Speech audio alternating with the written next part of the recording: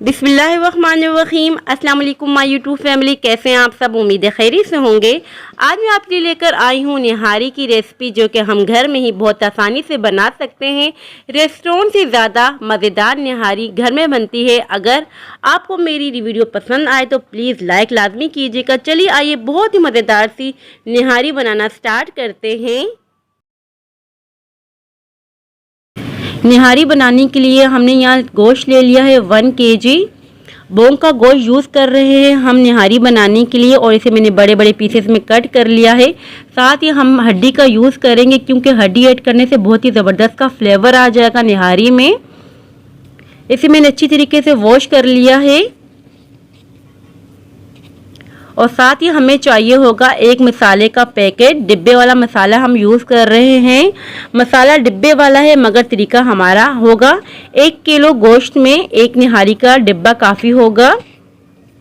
और साथ ही हमें चाहिए होगा 1.5 टेबल स्पून के बराबर लहसुन अदरक क्रश किया होगा। हम कुकर में बना रहे हैं। हमने यहाँ एक कुकर ले लिया है। कुकर में डाल देंगे 1/2 कप के बराबर कुकिंग ऑयल। फ्लेम ऑन कर देंगे और इसमें हम डाल देंगे गोश्त। सारा हम गोश्त डाल देंगे। बोंग की गोश्त की बहुत ही ज़बरदस्त सी निहारी बनती है। एक मरतबा लाजमी ट्राई कीजिएगा मेरे कहने पर। अब हम इसमें ऐड कर देंगे 1.5 टेबल स्पून के बराबर अदरक लहसुन क्रश किया हुआ।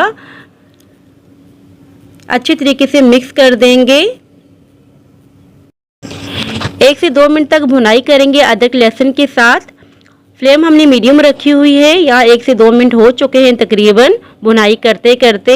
और अब हम इसमें ऐड कर देंगे पैकेट निहारी मसाले का। आप कोई सी भी ब्रांड का यूज़ कर सकते हैं। मैं शान का यूज़ कर रही हूँ। फिर से मिक्स कर देंगे अच्छी तरीके से। और साथ में मैं 1 टेबल स्पून के बराबर पानी ऐड कर रही हूँ, क्योंकि मसाले जले ना। यहाँ हम 2 मिनट तक भुनाई करेंगे मसालों के साथ, ताकि बहुत ही अच्छा सा फ्लेवर निकल के आ जाए। यहाँ हमने 2 मिनट तक भुनाई कर ली है।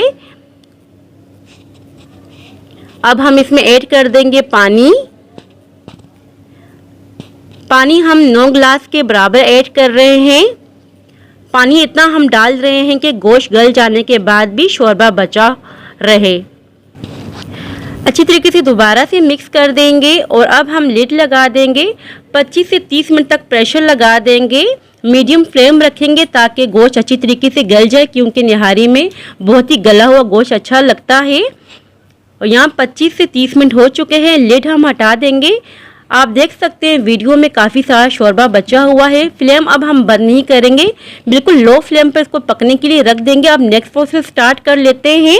यहाँ हमने 6 टेबल स्पून के बराबर गंदम का आटा ले लिया, जो हम घर में यूज़ करते हैं रोटियाँ बनाने के लिए। और अब हम इसमें पानी ऐड कर देंगे। अच्छी तरीके से हमने इसकी मिक्सिंग करनी है, ताकि इसमें कोई लम्स ना रहे, कोई गुठली ना रहे। पानी मुझे कम लग रहा था तो मैं पानी और ऐड कर रही हूँ। तकरीबन हमने इसमें पानी 1.5 कप के बराबर ऐड किया है। अच्छी तरीके से हम मिक्सिंग करते जाएंगे। कंसिस्टेंसी भी मैं आपको बताऊंगी कितनी होनी चाहिए। यहाँ देखिए हमने अच्छी तरीके से मिक्सिंग कर ली। कोई इसमें लम्स नहीं है, कोई गुठली नहीं है। कंसिस्टेंसी मैं आपको बता रही हूँ, बिल्कुल परफेक्ट सी कंसिस्टेंसी होनी चाहिए इस तरह की। आप देख सकते हैं वीडियो में। और अब हम इसको ऐड कर देंगे शोरबे में, थोड़ा थोड़ा करके ऐड करेंगे। और साथ ही साथ हमने चम्मच चलाए रखना है। फ्लेम हमने इस पॉइंट पे हाई कर दी है। फिर से हम ऐड करते जाएंगे थोड़ा थोड़ा। इस वजह से हम ऐड करेंगे एकदम से ही गाढ़ी ना हो जाए, क्योंकि एकदम से ये गाढ़ी होना शुरू हो जाती है। यहाँ हमने जितना भी लिक्विड तैयार किया था हमने सारा ऐड कर दिया था। 1 किलो गोश्त में हमने 6 टेबल स्पून के बराबर गंदम का आटा यूज़ किया है। अगर आपको ज़्यादा निहारी गाढ़ी पसंद हो तो आप ज़्यादा आटे का लिक्विड भी यूज़ कर सकते हैं। अब हम नेक्स्ट प्रोसेस की तरफ आ जाते हैं। एक पैन में आधा कप के बराबर कुकिंग ऑयल डाल देंगे। कुकिंग ऑयल को हम थोड़ा सा गर्म होने देंगे और इसमें डाल देंगे स्लाइसेस में कटी हुई छोटी सी प्याज। प्याज का बहुत ही ज़बरदस्त सा कलर आने देंगे, गोल्डन ब्राउन। प्याज का तड़का लगाने से बहुत ही ज़बरदस्त सा फ्लेवर आ जाता है। निहारी में लाजमी आप लगाया करें। यहाँ देखिए बहुत ही ज़बरदस्त सा कलर आ चुका है। ये सारा हम ऐड कर देंगे निहारी में।